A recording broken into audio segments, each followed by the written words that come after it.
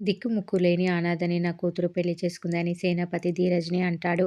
"అన్నయ్య ఇక ఆపు" అని వేదవతి అంటే, "ఏంటి ఆపేది? అప్పుడు మన ఆస్తి కొట్టేయడానికి వీడి తండ్రి నిన్ను ప్రేమించినట్లు నటించి లేపుకెళ్ళిపోతే, ఇప్పుడు వీడి ఆస్తి కోసం నా కూతుర్ని తీసుకెళ్ళిపోయాడు. లేదంటే నా కూతురు అమెరికా సంబంధం చేసుకొని బంగారంలా ఉండేది. వీడి వల్లే నా కూతురు జీవితం నాశనమైపోయింది.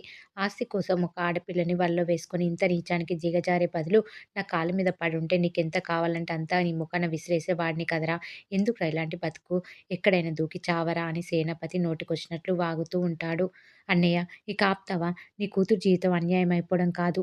నా కొడుకు లేకపోయి ఉంటే నీ కూతురు జీవితం ఎప్పుడో అన్యాయం అయిపోయి ఉండేది. నా కొడుకు పెళ్లి చేసుకోకపోయి ఉంటే అమెరికాలో ఉండేది. ఆకాశం అంత ఎత్తులో ఉండేది అంటున్నావు కదా! నా కొడుకు పెళ్లి చేసుకోకపోయి ఉంటే నీ కూతురికి జీవితమే ఉండేది కాదు. అది తెలుసుకో" అని వేదవతి అంటూ ఉంటుంది. "ఏంటే నువ్వు నీ కొడుకు నా కూతురు జీవితాన్ని ఉద్ధరించినట్లు మాట్లాడుతున్నావు" అని సేనాపతి అంటే, "అవును ఉద్ధరించాడు. నా కొడుకు మాయ చేసి, మోసం చేసి నీ కూతుర్ని పెళ్లి చేసుకోలేదు. నీ కూతురు ప్రాణాలు తీసుకోబోయే పరిస్థితిలో ఉంటే నా కొడుకు దాని ప్రాణాలు కాపాడాడు. లేదంటే ఇప్పుడు నీ కూతురు ప్రాణాలతో నీ ముందు ఉండేదే కాదు" అని వేదవతి నిజం చెప్పేస్తుంది. "అబ్బా! ఏం కథ అల్లావే! నీ కొడుకు మోసం బయటపడడంతో నా కూతురు మీద నిందలు వేస్తున్నావా" అని సేనాపతి అడుగుతాడు. "నిందలు కాదు నిజం. నీ కూతురు ఎవడినో ప్రేమించి మోసపోతే" అని వేదవతి అంటుంది. "ఏ ఆపు! ఇంట్లో పనోడిని పెళ్లి చేసుకున్న దానివి నువ్వు నా కూతురు గురించి మాట్లాడతావా? పనోడిని పెళ్లి చేసుకోవడంతో నీ బుద్ధి ఇంత దిగజారిపోయింది ఏంటే" అని అంటూ ఉంటాడు సేనాపతి. దాంతో "మా అమ్మనంత మాట అంటావా" అంటూ ధీరజ్, సాగర్ వాళ్ళు సేనాపతిని కొట్టడానికి వెళ్తారు. ధీరజ్ సేనాపతి షర్ట్ చిరిగేలా కొడతాడు. వల్లి ప్రేమ దగ్గరికి వెళ్లి "ధీరజ్ మీ నాన్నని చంపేస్తున్నాడు" అని చెప్తుంది. ప్రేమ పరుగున వచ్చేసరికి ధీరజ్ సేనాపతిని తోసేస్తాడు. "రేయ్! మా నాన్నని ఎందుకు కొట్టావురా" అని ప్రేమ అడిగితే, "మా అమ్మని ఏమన్నాడో తెలుసా" అని ధీరజ్ అంటాడు. "అయినా నువ్వెవర్రా మా నాన్నని కొట్టడానికి" అని ప్రేమ అంటుంది. సేనాపతి కూతురుతో, "వీడు నీ మీద నిందలు వేస్తున్నాడమ్మా. నువ్వెవరినో ప్రేమించావంట, లేచిపోయావంట" అని అంటాడు సేనాపతి ప్రేమతో. "అది నింద కాదు నిజం" అని ధీరజ్ అనడంతో ప్రేమ ఒక్కసారిగా షాకయిపోతుంది. రామరాజు కూడా షాక్‌లో ఉంటాడు. "అవును. మీ అందరికీ చెప్పినట్లు మేం ప్రేమించుకొని పెళ్లి చేసుకోలేదు. అసలు మేం ప్రేమించుకోలేదు. ప్రేమ కాలేజీలో కళ్యాణ్ అనే చెత్త వెధవని ప్రేమించింది. ఆ కళ్యాణ్ అనే మోసగాడితో కలిసి తన పెళ్ళికి ముందు రోజు మోపిదేవికి వెళ్ళింది. ఆ కళ్యాణ్ గాడు ప్రేమని పెళ్లి చేసుకుంటా అని నమ్మించి వేరే వాడికి అమ్మేశాడు. అదే రోజు నేను, మా అమ్మ, చిన్న వదిన, మోపిదేవి వెళ్ళాం. సరిగ్గా అదే హోటల్‌లో దిగి చచ్చాం.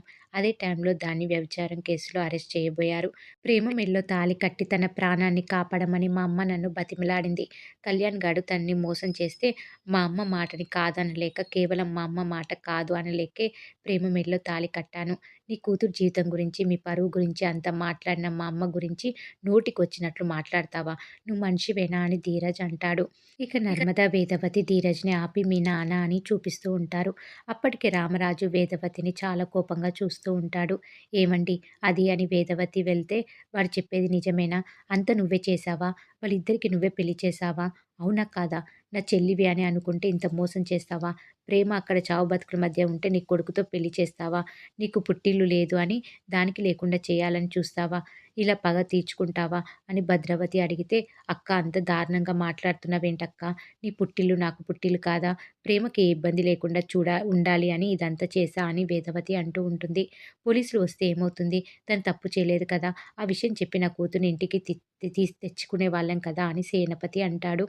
ప్రేమ ధీరజ్ దగ్గరికి వెళ్లి, "నేను లేచిపోయాననే విషయం ఇటు మీ వాళ్ళకి తెలిసినా, అటు మా వాళ్ళకి తెలిసినా తలెత్తుకోలేను అని చెప్పాను కదరా!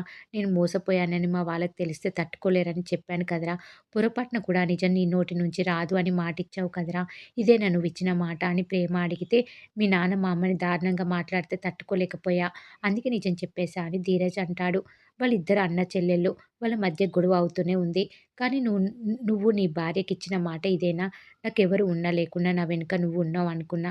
కానీ నేను నమ్మిన నువ్వే నన్ను నలుగురిలో నిలబెట్టావు. నా ధైర్యం నువ్వే అనుకున్నా. ఎంత పెద్ద కష్టంలో అయినా నాకు తోడు ఉంటావని అనుకున్నా.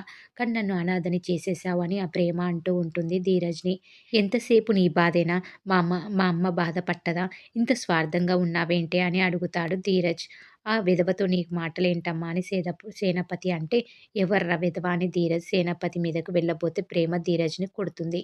దీంతో ఈరోజు ఎపిసోడ్ కంప్లీట్ అవుతుంది. మరి ఏం జరగబోతుందనేది రాబోయే ఎపిసోడ్‌లో తెలుసుకుందాం.